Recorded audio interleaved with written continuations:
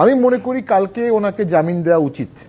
রাষ্ট্রপক্ষ অর্থাৎ প্রসিকিউশন যারা আছে চিটাগাঙ্গের পিপিএন তাদের উচিত এই মামলায় কোনো অবজেকশন জামিনে না দেয়া। কালকে ওনার মুক্তি পাওয়া হোক এবং আমি মনে করি স্বরাষ্ট্র মন্ত্রণালয়ের এটার জন্য ক্ষমা চাওয়া উচিত। একজন হিন্দু ধর্মগুরুকে এই সময় হিন্দু খ্রিস্টান বৌদ্ধ বা ইসলামিক ধর্মগুরু আপনি এই সময় কেন অ্যারেস্ট করবেন এবং কি গ্রাউন্ডে? ওনার মধ্যে কি অস্ত্র পাওয়া গেছে? উনি কি সিভিল ওয়ার করতে বলেছেন? আমি তো কোনো কারণ খুঁজে পাচ্ছি না তাকে অ্যারেস্ট করার। যদি পতাকা অবমাননা হয়ে থাকে সেটা তদন্ত হতে পারে। আমি মনে করি কালকে ওনাকে জামিন দেওয়া উচিত। রাষ্ট্রপক্ষ অর্থাৎ প্রসিকিউশন যারা আছে চিটাগাঙ্গের পিপিএন তাদের উচিত এই মামলায় কোনো অবজেকশন জামিনে না দেয়া। কারণ ইতিমধ্যে ইসকনের সদস্যদের একটা গ্লোবাল নেটওয়ার্ক আছে। আমি খুব নিরপেক্ষভাবে যদি বলি, গুরুদেরকে যখন অ্যারেস্ট করা হয় এইটার কনসিকুয়েন্স পৃথিবীর সব দেশেই অনেক বহুমুখী হয়ে যায়। গুরুকে হত্যা করেছিল আওরঙ্গজেব 9 শিখ গুরু তেগ বাহাদুর।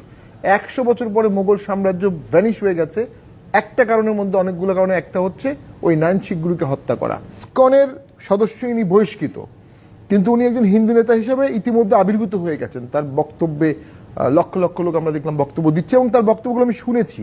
সেখানে অধিকার বোধ থাকতেই পারে। বাংলাদেশের মাদ্রাসার ছাত্রদের অনেক বঞ্চনা আছে, হিন্দুদের বঞ্চনা আছে, আইনজীবীদের বঞ্চনা আছে, বিভিন্ন ধর্মের বঞ্চনা আছে। তাদের বঞ্চনার কথা বলতেই পারে। বৌদ্ধরা আমাকে দেখা হলেই বলে তাদের বছরে একদিন মাত্র ধর্মীয় ছুটি, তার 3-4 দিন ছুটি চায়।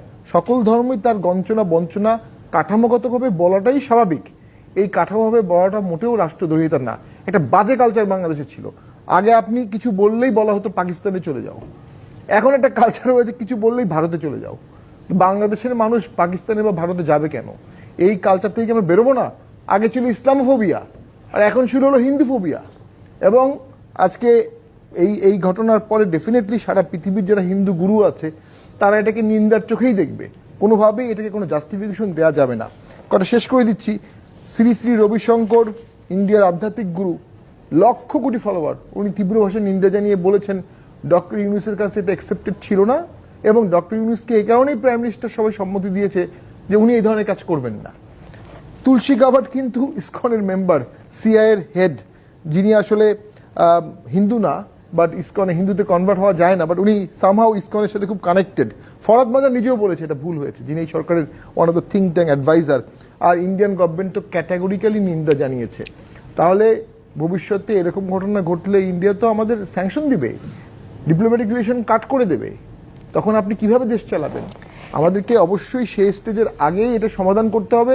কালকে ওনার মুক্তি পাওয়া হোক এবং আমি মনে করি স্বরাষ্ট্র মন্ত্রণালয়ের এটার জন্য ক্ষমা চাওয়া উচিত।